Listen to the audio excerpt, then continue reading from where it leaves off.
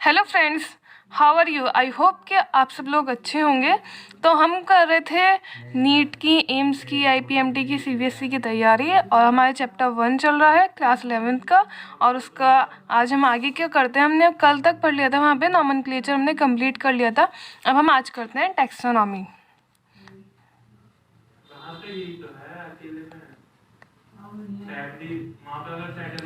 ठीक है, तो आज हम टैक्सोनॉमी के बारे में पढ़ेंगे। टैक्सोनॉमी जो होती है दो वर्ड से मिलकर बनी है, जिसमें एक वर्ड है टैक्सा और दूसरा जो है वर्ड वो है नोमोस। यानी कि इन दो वर्ड्स से मिलकर टैक्सोनॉमी बनी है। टैक्सा का मतलब क्या होता है? यानी कि अरेंजमेंट, और जो नोमोस है उसका मतलब होता है लॉ, यानी कि लॉ के अकॉर्डिंग अरेंजमेंट करना। ठीक है, तो जो टैक्सोनॉमी थी ये किसने दी थी? कैरोलस लीनियस सर ने दी थी। तो इसलिए कैरोलस लीनियस सर को फादर ऑफ टैक्सोनॉमी भी कहते हैं। Carolus, CARO, Carolus Linnaeus, Carolus Linnaeus sir को जो कहते हैं फादर ऑफ टैक्सोनॉमी भी बोलते हैं।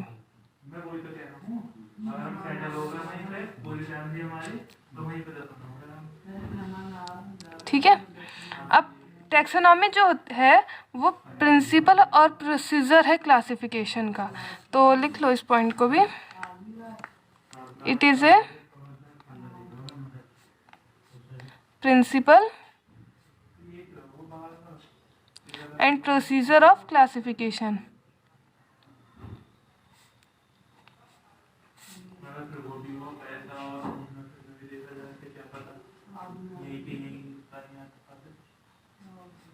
ठीक है, ये जो इसको जो डिफाइन किया गया है वो क्या है कि ये एक साइंस है जो कि डील कर रही है आइडेंटिफिकेशन, नॉमेनक्लेचर और क्लासिफिकेशन से ऑर्गेनिज्म की। क्योंकि अगर ऑर्गेनिज्म में आइडेंटिफिकेशन नहीं होएगा तो हमें मालूम नहीं चलेगा।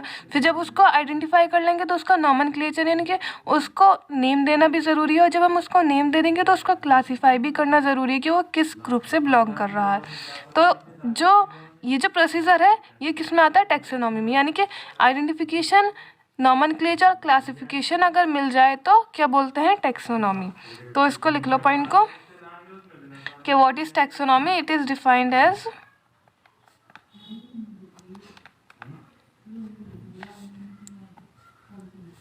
The science dealing with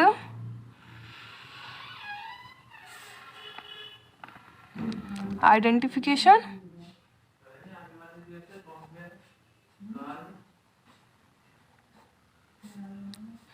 nomenclature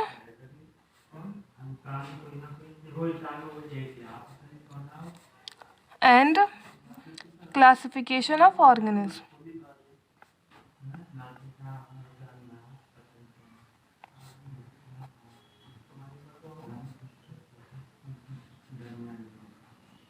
ठीक है, अब इसके बाद हम बात करते हैं कि हमें इसमें पढ़ना क्या होता है। क्या क्या? एक तो हमें इसमें पढ़ना होता है आइडेंटिफिकेशन, दूसरा में नॉमेनक्लेचर के बारे में, और तीसरा क्लासिफिकेशन के बारे में, क्योंकि ये तीनों मिलकर ही बनाते हैं टैक्सोनॉमी को। तो लिख दो to study in this one identification. सबसे पहले हम आइडेंटिफाई करेंगे किसी भी ऑर्गेनिज्म को, फिर उसके बाद में लिख देते हैं हम नॉमेनक्लेचर,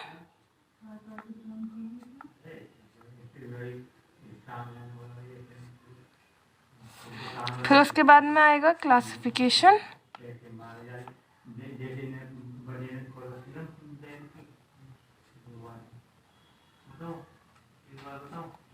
ठीक है। तो आइडेंटिफिकेशन में क्या आता है कि करेक्ट प्लेस जो होती है सिस्टम की, क्लासिफिकेशन के सिस्टम की जो करेक्ट प्लेस है उसको फाइंड करना, और जो करेक्ट नेम है ऑर्गेनिज्म का उसको फाइंड करना। ठीक है, तो लिख लो correct place In a system of classification,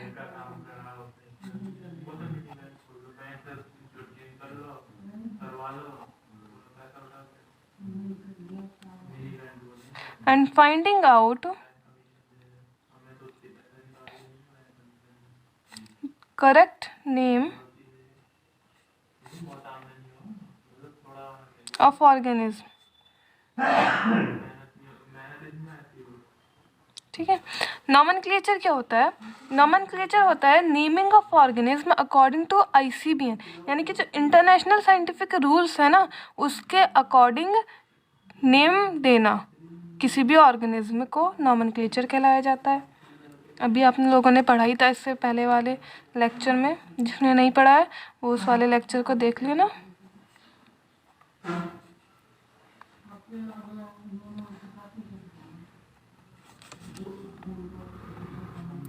according to international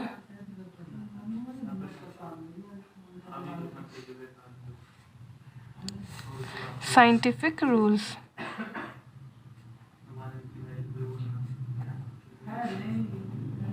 ठीक है। थर्ड में हमने बात करी क्लासिफिकेशन की कि क्लासिफिकेशन क्या होता है।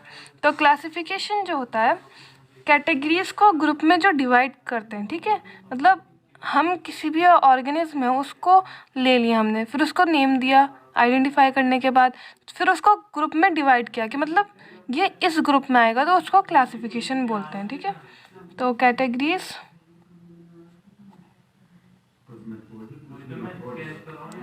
into group on the basis of some easily observable characters। जो हमने उसके करेक्टर्स को आइडेंटिफाई किया है ना उसके अकॉर्डिंग उसको ग्रुप में डिवाइड कर देना। Observable characters.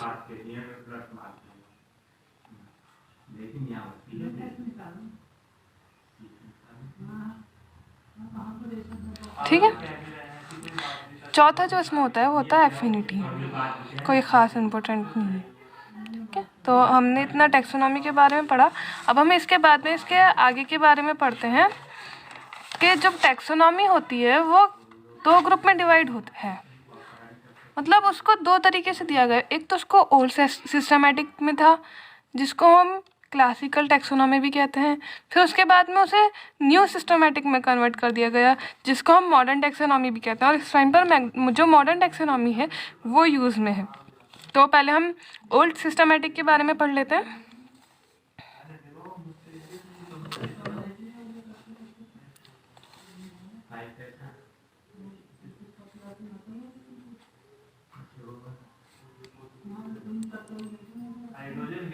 यानी कि क्लासिकल टैक्सोनॉमी। ठीक है, तो ओल्ड सिस्टमेटिक क्या कह रहे हैं, पहले आप सिस्टमा के बारे में पता कर लीजिए। सिस्टमा होता क्या है असल में, यानी कि systematic arrangement of a living organism is known as systema. यानी कि जो लिविंग ऑर्गेनिज्म है उसको सिस्टमेटिक तरीके से अरेंज करना सिस्टमा कहलाया जाता है। ठीक है, तो लिख लो इसको, systematic arrangement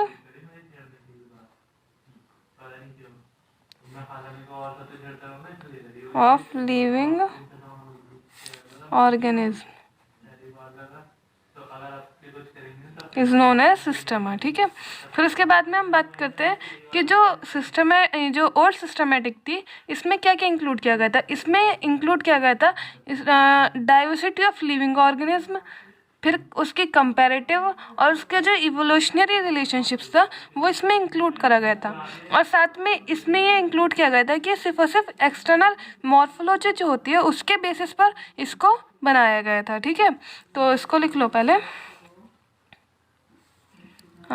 first point, study of diversity of living organism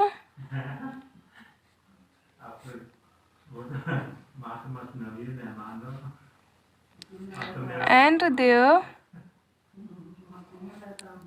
comparative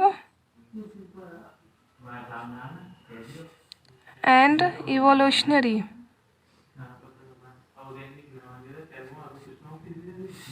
relationships।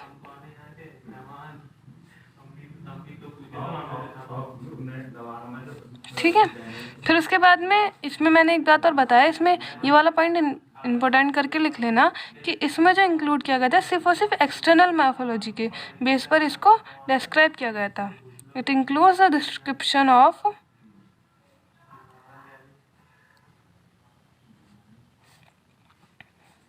External morphology external morphological characters,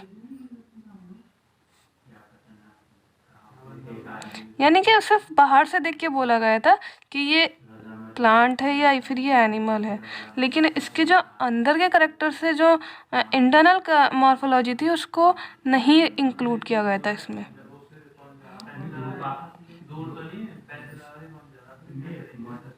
ठीक है, फिर उसके बाद में बात करते हैं हम कि इसको क्या कर दिया गया था, इसको कंसिडर्ड किया गया, जो इसकी स्पीशीज थी उनको इम्यूटेबल कंसिडर्ड किया गया था और एज पर अ प्लान ऑफ क्रिएटर इसको कर दिया गया था कंसिडर्ड, मतलब इसको ये मान लिया गया था कि as per a plan of creator है बस।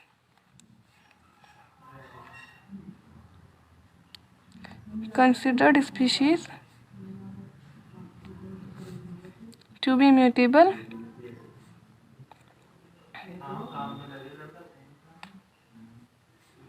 and as per a plan of creator। ठीक है, हमने पढ़ा भी ओल्ड सिस्टमेटिक के बारे में, अब हम पढ़ते हैं न्यू सिस्टमेटिक यानी कि मॉडर्न टैक्सोनॉमी जो होती है, जो इस टाइम पर यूज़ की जाती है।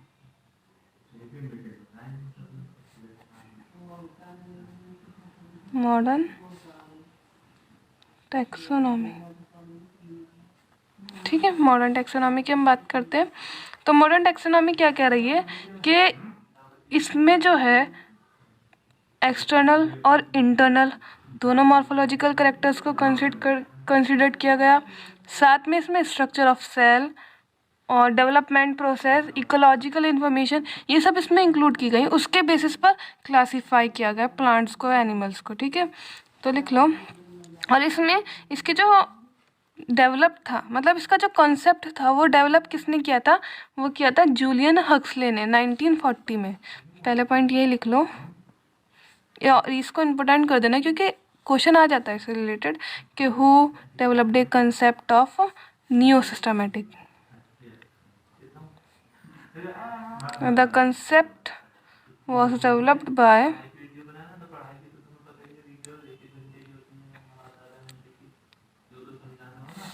Julian Huxley in 1940।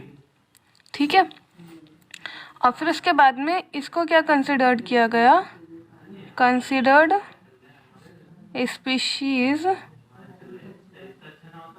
To be a product of evolution. ठीक है, जो ओल्ड सिस्टमेटिक था उसमें स्पीशीज को इम्यूटेबल और as per a plan of creator, इसको अंडरलाइन कर लो, इम्यूटेबल और as per a plan of creator इससे कंसिडर किया गया था, जबकि इसमें स्पीशीज को कंसिडर किया गया प्रोडक्ट ऑफ एवोल्यूशन। ठीक है, फिर इसमें आता है इसमें क्या क्या लिए इंक्लूड किया गया, external plus internal morphology,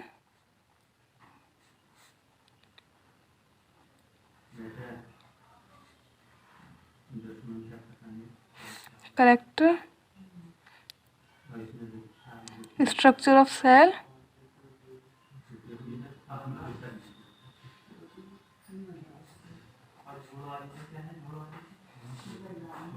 developmental process,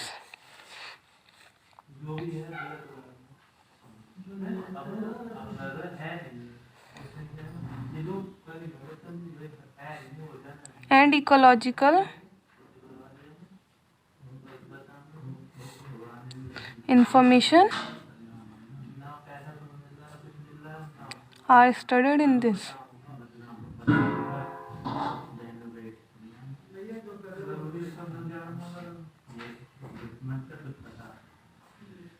ठीक है, इसमें इसको कंसिडर किया गया। फिर उसके बाद में इसमें एक चीज़ और बताई गई, वो था inter relationship among living organism. इसमें ये भी बताया गया था, उसमें नहीं बताया गया था, इसमें ये बताया गया था। इसको इम्पोर्टेंट कर लेना। और क्वेश्चन अक्सर आ जाता है कि in which branch of taxonomy the inter relationship of living organism considered. तो आंसर क्या है? New systematic. ठीक है, इंटर रिलेशनशिप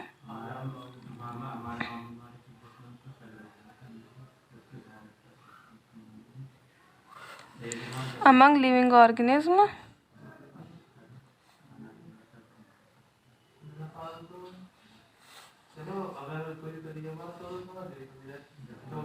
भी इसमें कंसिडर्ड किया गया। क्वेश्चन ध्यान रखना आ जाता है कि कौन सी ब्रांच है टैक्सोनॉमी की जिसमें inter relationship among living organism को कंसिडर्ड किया गया, यानी यूज़ किया गया, उसके बारे में पढ़ा गया, तो वो है न्यू सिस्टमैटिक। ठीक है, इसके बाद में एक और क्वेश्चन आ सकता है कि प्रैक्टिकल सिग्निफिकेंस क्या है टैक्सोनॉमी का।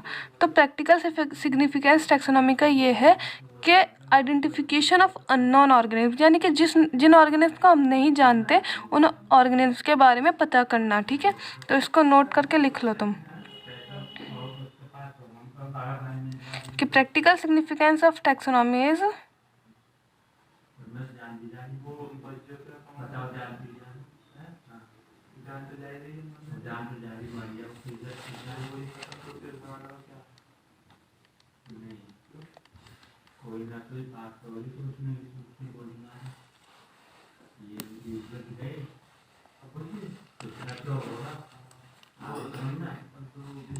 क्या है? प्रैक्टिकल सिग्निफिकेंस टैक्सोनॉमी का कि identification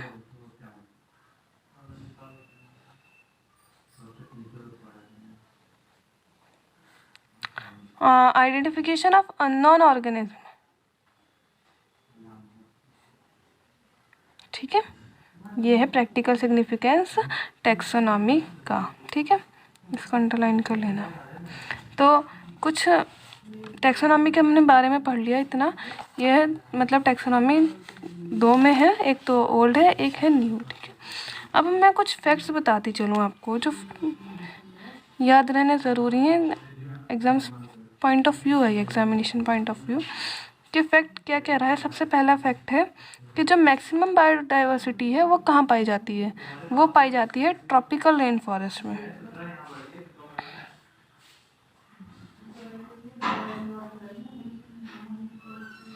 maximum biodiversity,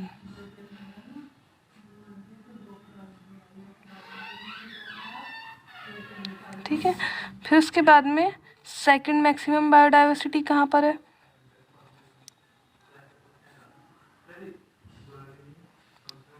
second maximum biodiversity जो है वो कोरल रीफ्स में है। और जो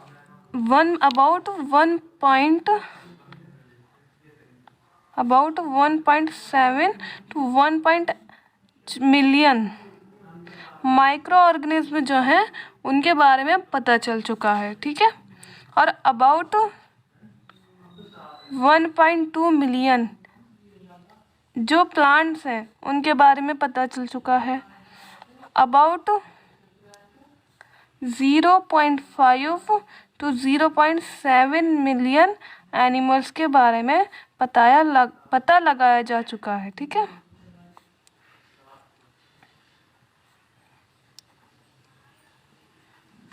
फैक्ट सही है, ध्यान रखना, इनको ध्यान रखना ज़रूरी है, ये तो टिप्स में होने चाहिए। ठीक है, फिर उसके बाद में हमने टैक्सोनॉमी कंप्लीट कर लिया। अब हम बात करते हैं क्लासिफिकेशन की।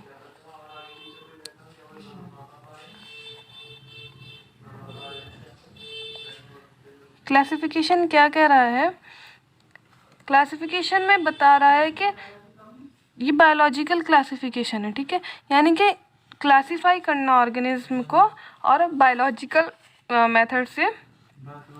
तो अब इसमें बायोलॉजिकल मेथड में क्लासिफिकेशन को एपीडी कंडोले एक साइंटिस्ट थे, उन्होंने इसको दो पार्ट्स में डिवाइड किया, जिसमें एक था एम्पेरिकल और दूसरा जो था वो था रैशनल। ठीक है, तो अब हम बायोलॉजिकल क्लासिफिकेशन लिख लेते हैं।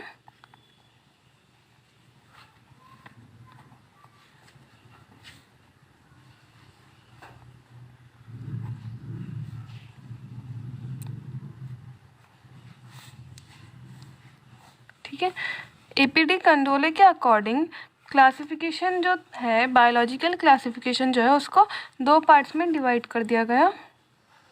According to A P D Candolle classification को दो पार्ट्स में डिवाइड किया गया।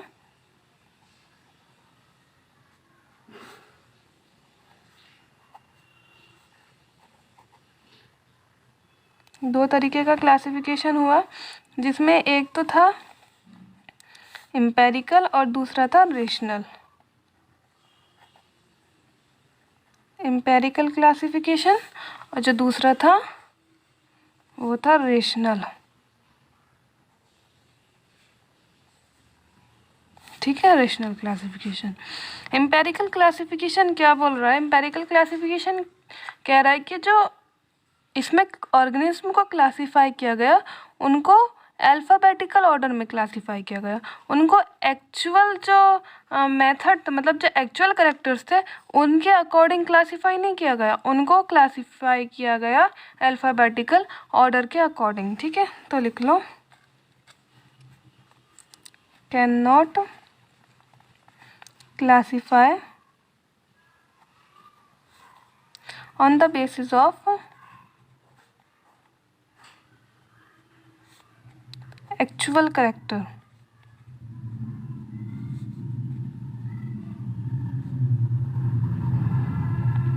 जबकि जो रेशनल था इसको क्लासिफाई किया गया था उसके एक्चुअल कैरेक्टर के बेसिस पर।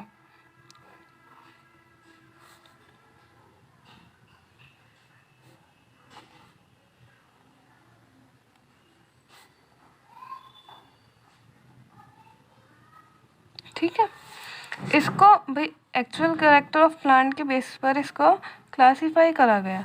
अब जब इसको एक्चुअल पे नहीं किया गया तो घाई पे किया गया भाई अल्फ़ाबेटिकल पर। मैंने भी बताया भी था आपको, it classify on the basis of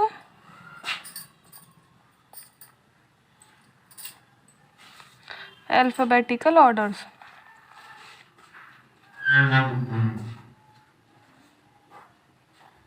अब जब इसको अल्फ़ाबेटिकल ऑर्डर्स पर के बेसिस पर क्लासिफाई किया गया है तो फिर भाई इसमें 26 ग्रुप होने चाहिए। क्यों? क्योंकि अल्फ़ाबेटिकल ऑर्डर्स 26 होते हैं, तो इसीलिए ये जो है 26 ग्रुप रखता है। लिख लेना, क्यों? क्योंकि अल्फ़ाबेटिकल ऑर्डर के वजह से।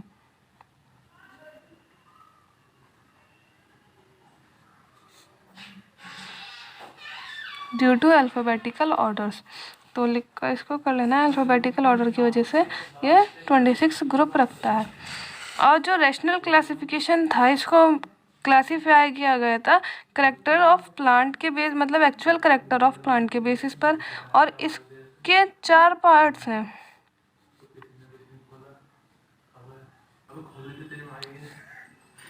चार पार्ट्स से थोड़ा सी स्पेस की कमी हो गई है, एडजस्ट कर लेना आप लोग। तो इसको 4 पार्ट्स में डिवाइड किया गया है, जिसमें एक था प्रैक्टिकल क्लासिफिकेशन, दूसरा था आर्टिफिशियल क्लासिफिकेशन, तीसरा था नेचुरल क्लासिफिकेशन और जो चौथा था वो था एडेंसोनियन,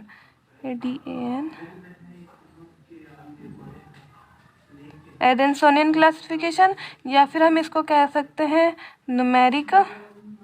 न्यूमेरिकल क्लासिफिकेशन, या फिर हम इसको कह सकते हैं फिनेटिक क्लासिफिकेशन। ठीक है, मतलब हम इसमें इन तीनों से कुछ भी कह सकते हैं, इन तीनों में से। तो अब हम सबसे पहले बात करते हैं प्रैक्टिकल क्लासिफिकेशन की।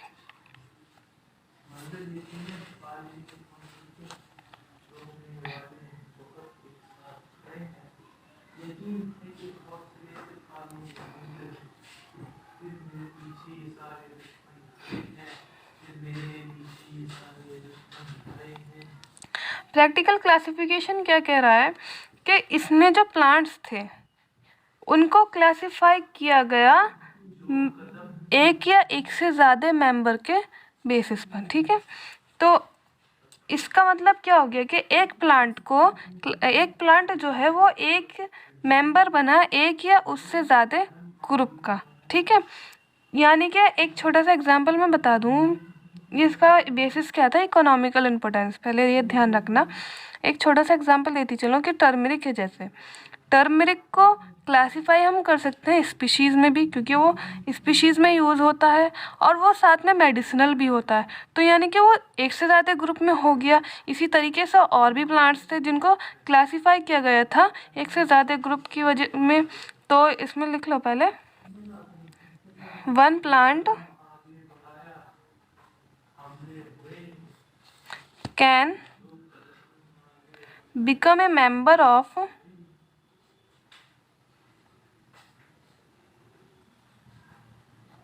मोर देन वन ग्रुप, यानी एक से ज़्यादा ग्रुप का मेंबर बना इसमें एक प्लांट, ठीक है। इसको क्लासिफाई क्या किसके बेस पे किया गया था, on the basis of economical importance. इसमें प्लांट्स क्लासिफाई हुए।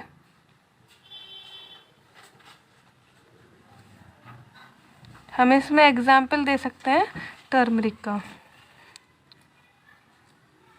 जो कि स्पीशीज़ भी है और साथ में मेडिसिनल प्लांट भी है, ठीक है। टर्मरिक का इसमें एग्जाम्पल हो गया। अब हम इसके बाद में बात करते हैं आर्टिफिशियल क्लासिफिकेशन की। तो आर्टिफिशियल क्लासिफिकेशन क्या कह रहा है कि इसमें जो प्लांट्स थे उनको क्लासिफाई किया गया 2 या 3 मॉर्फोलॉजिकल कैरेक्टर्स के बेसिस पर।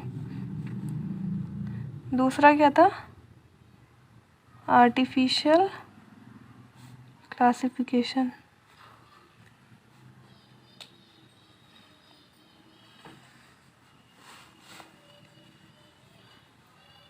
आर्टिफिशियल क्लासेस में मैंने बताया ना अभी 2 या 3 मॉर्फोलॉजिकल कैरेक्टर्स के बेसिस पर इसको क्लासिफाई किया गया on the basis of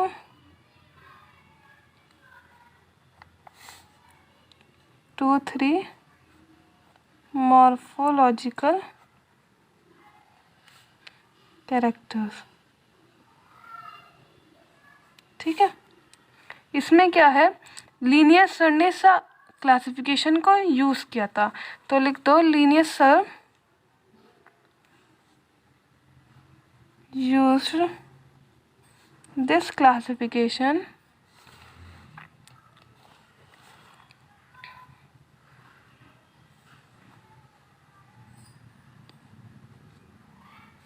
and discover on the basis of, और इसको डिस्कवर किया गया किस पे किया गया था, स्टेमन के बेसिस पर इसको डिस्कवर किया गया था। उन्होंने क्या करा, उन्होंने जो प्लांट्स थे उसको स्टेमन के बेसिस पर डिस्कवर किया और उन्होंने जो इसको 24 क्लासेस में डिवाइड कर दिया, यानी प्लांट्स को 24 क्लासेस में उन्होंने डिवाइड किया, जिसमें 24 क्लासेस में जो 23 क्लासेस थी वो तो फ्लावरिंग थी, यानी कि 23 तो इसमें फ्लावरिंग प्लांट्स थे और सिर्फ एक क्लास ऐसी थी जिसमें फ्लावरिंग प्लांट्स नहीं थे, नॉन फ्लावरिंग, ठीक है। इसको नॉन फ्लावरिंग के बेस पे किया गया। अब उन्होंने क्या करा, जो फ्लावर जिसमें मान लो एक स्टेमन है एक फ्लावर में, फ्लावर विद 1 स्टेमन, यानी कि अगर फ्लावर में एक स्टेमन थी तो उसको उन्होंने क्लास मोनोएंट्रिया में रखा। अगर फ्लावर में 2 स्टेम थी तो उन्होंने उसको डाला क्लास डायएंड्रिया में।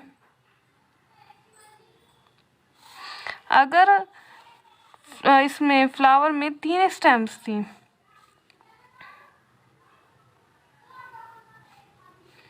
तो उन्होंने इसको डाला ट्रिएंडिया में। इसी तरीके से इन्होंने जो 23 क्लासेस थी उन सब की 23 क्लासेस बनाई और 23 क्लासेस तक उन्होंने सबको नेम दे दिया। इन्होंने इस तरीके से 23 क्लासेस तक मोनो, ट्राई, फिर टेट्रा ऐसे कर करके इन्होंने 23 क्लासेस तक 23 तक क्लासेस बनाई और उन सबको क्लासेस को वो नेम देते गए। ठीक है, 23 क्लासेस तक उन्होंने नेम दिए क्लासेस के।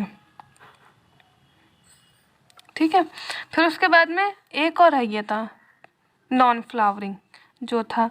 तो जो नॉन फ्लावरिंग वाले था प्लांट, जो भी प्लांट्स थे, जितने भी प्लांट्स थे जो नॉन फ्लावरिंग थे, उन्होंने उन सबको पुट किया क्लास में, जिसको उन्होंने नाम दिया क्लास क्रिप्टोगैमिया।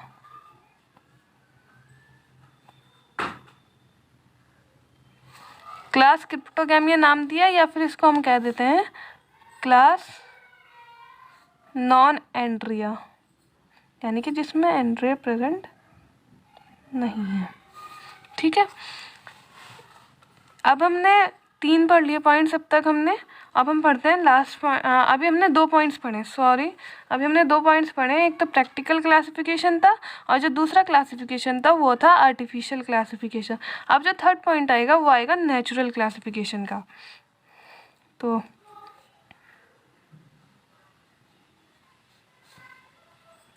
नेचुरल क्लासिफिकेशन के बारे में अब हम पढ़ते हैं।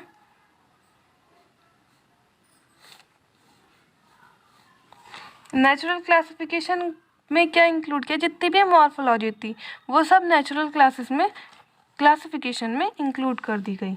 ठीक है, तो इसको ओवरऑल मॉर्फोलॉजी के बेसिस पर कंसीडर्ड किया गया।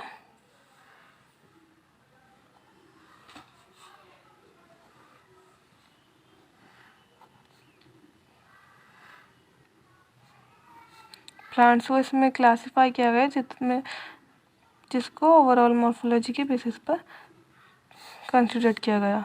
अब जो नेचुरल क्लासिफिकेशन था वो 2 टाइप का बना। कितने का है? 2 टाइप का। तो वो 2 टाइप्स कौन कौन से हैं इसके, वो देख लेते हैं हम। पहला जो क्लास है वो है नेचुरल फॉर्मल, पहला टाइप। दूसरा जो टाइप है वो है नेचुरल फाइलोजेनेटिक।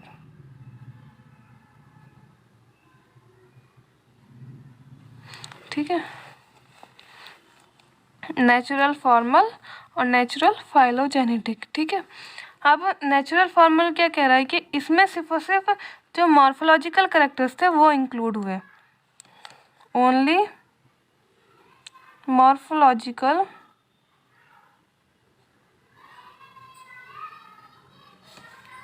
कैरेक्टर्स इंक्लूड करेगा इसमें। ठीक है, जबकि जो नेचुरल फाइलोजेनेटिक है इसमें फाइलोजेनेटिक क्लासिफिकेशन, भाई इसमें साफ पता चल रहा है फाइलोजेनी यानी कि फाइलोजेनेटिक जो कैरेक्टर्स थे वो, और साथ में जो मॉर्फोलॉजिकल कैरेक्टर्स थे वो भी इंक्लूड करे गए। तो इसीलिए इसको हम क्लेरिस्टिक क्लास भी बोलते हैं। ठीक है, लिख लो नेचुरल फाइलोजेनेटिक को क्या कहते हैं,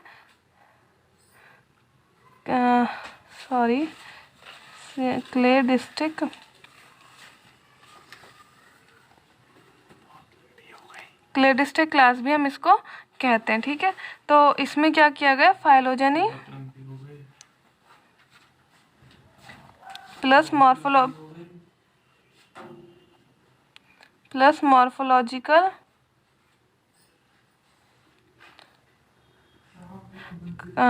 मॉर्फोलॉजिकल कैरेक्टर्स को भी इसमें इंक्लूड कर दिया गया था। ठीक है, तो हमने 3 पॉइंट पढ़ लिए, नेचुरल क्लासिफिकेशन तक हो गया हमारा। अब मैं बता दूँ फाइलोजेनी होती क्या है। फाइलोजेनी जो होती है वो ओरिजिन के बेसिस पर होती है, ठीक है। तो लिख लो इसको, phylogeny is in the basis of origin.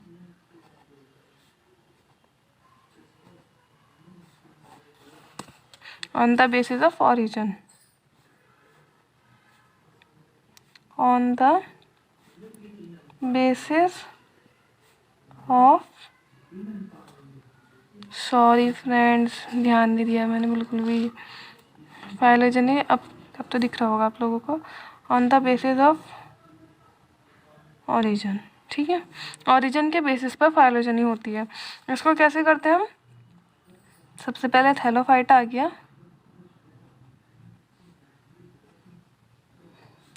फिर उसके बाद में आया ब्रायोफाइटा,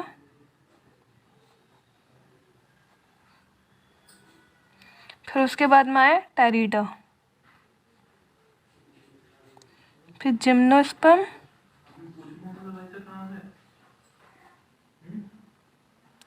फिर उसके बाद में आया angiosperm,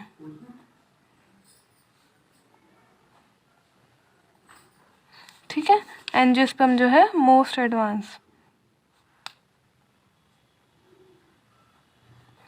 phylogeny origin, basis of origin पर होती है, ठीक है। फिर हमने 3 पढ़ ली थी ना। अब हमारी लास्ट रह गई थी क्लास, जिसको हम कहते हैं एडेंसोनियन या फिर न्यूमेरिकल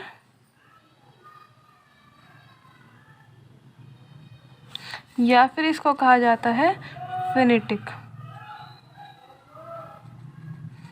ठीक है। तो इसको क्या गया, on the basis of similarities and dissimilarities, यानी कि जो सिमिलैरिटीज और डिससिमिलैरिटीज होती हैं प्लांट्स में, उसके बेसिस पर इसको क्लासिफाई किया गया। On the basis of similarities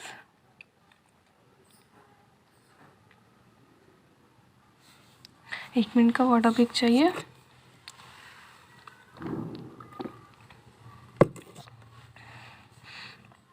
similarities and डिससिमिलैरिटीज,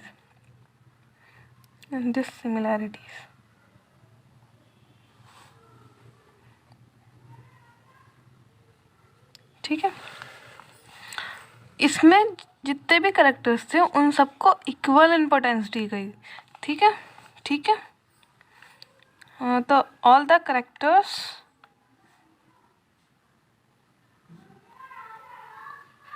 have equal importance, यानी सबको इक्वल माना गया इसमें,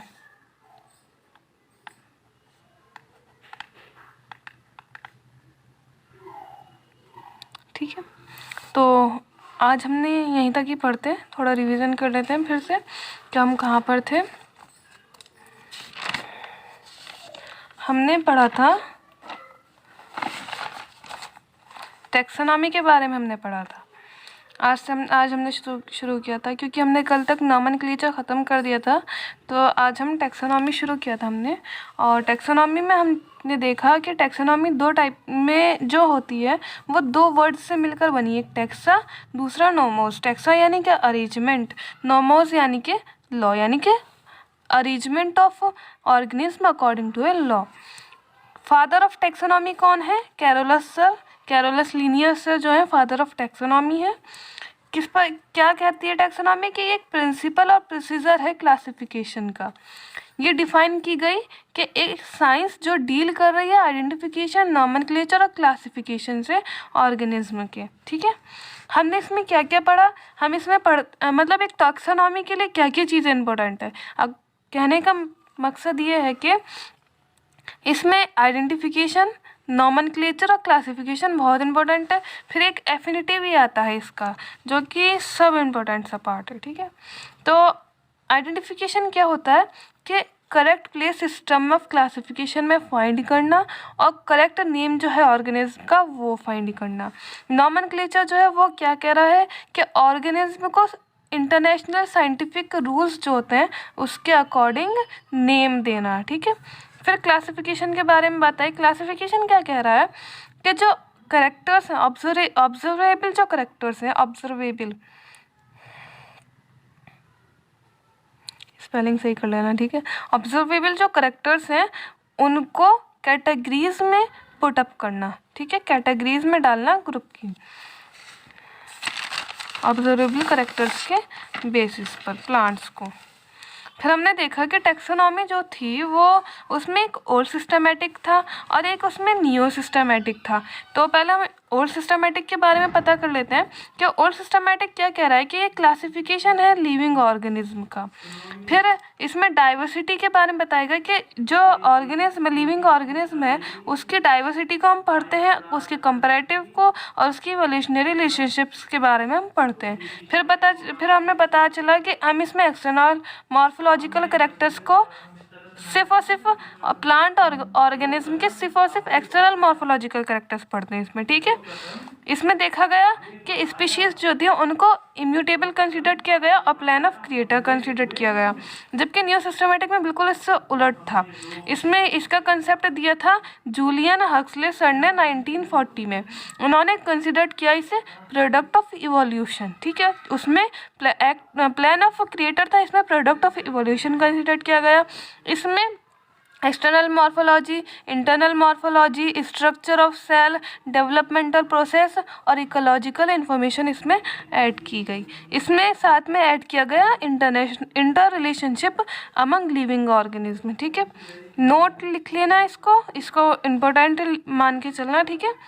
प्रैक्टिकल सिग्निफिकेंस क्या है टैक्सोनॉमी का कि जो भी अननोन ऑर्गेनिज्म हो उसको आइडेंटिफाई करना। फिर उसके बारे में बाद में हमने बात करी थी, कुछ फैक्ट्स थे वो तो आप लोगों को पता ही चल गया। फिर हमने बात करी क्लासिफिकेशन की, तो जिसमें एक बायोलॉजिकल क्लासिफिकेशन है जिसको एपीडी कंडोले ने दिया था और इन्होंने इसको दो टाइप्स में डिवाइड किया था। एक एम्पेरिकल था जो कि एक्चुअल कैरेक्टर के बेसिस पर नहीं होता, इसमें अल्फ़ाबेटिकल ऑर्डर्स के बेसिस पर ही होता है, और क्योंकि ये अल्फ़ाबेटिकल ऑर्डर के बेसिस पर रहता है इसमें 26 ग्रुप्स होते हैं। फिर हमने पढ़ा रैशनल के बारे में जिसको क्लासिफाई किया गया था एक्चुअल कैरेक्टर के बेस पर, ठीक है। इसको 4 पार्ट्स में डिवाइड किया गया, प्रैक्टिकल, आर्टिफिशियल, नेचुरल और एडेंसोनियन पर। फिर प्रैक्टिकल क्लासिफिकेशन कह रहा है कि एक प्लांट जो है मेंबर बन जाएगा एक से ज़्यादा ग्रुप का, ठीक है, जैसे कि टर्मरिक हो गया। इसे इकोनॉमिक इम्पोर्टेंस के बेसिस पर प्लांट को क्लासीफाई किया गया था। फिर उसके बारे में हम बात करते हैं आर्टिफिशियल क्लासिफिकेशन के, जो कह रहा है कि इसमें 2 से 3 मॉर्फोलॉजिकल कैरेक्टर्स के बेसिस पर इसको क्लासिफाई किया गया। लिनियस सर ने 24 क्लासेस में डिवाइड किया था स्टेमेन के बेसिस पर, जिसमें से 23 जो थी वो फ्लावरिंग थी और एक नॉन फ्लावरिंग थी। और इन्होंने फिर नेम्स दिए थे जैसे 1 स्टेमन मोनोएंड्रिया, डाई एंड्रिया, 2 स्टेमन ट्रीएंडिया, 3 ऐसे इन्होंने 23 क्लासेस तक नेम दिए। नॉन फ्लावरिंग प्लांट्स जैसे कि क्रिप्टोगेमिया, जो नॉन फ्लावरिंग प्लांट्स है उसको क्या नेम दिया गया, क्रिप्टोगेमिया या फिर नॉन एंड्रिया। फिर उन्होंने नेचुरल क्लासिफिकेशन के बारे में बताया।